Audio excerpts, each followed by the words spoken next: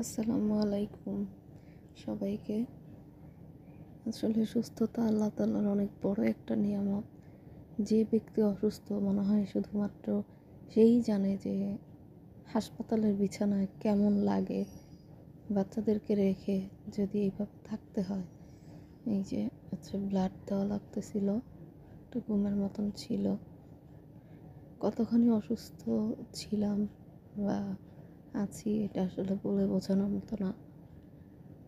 সুই বরাবরই অনেক ভয় লাগে। সুই বলতে ইঞ্জেকশন টাইপসের জিনিসগুলো কখনোই কোনো বাচ্চাকে দেখতে পারি নাই, দুটো বাচ্চা কখনোই নিজের চোখে তাকিয়ে দেখি নাই যে তাদেরকে কিভাবে টিকা দেয় বা কিভাবে কি করে।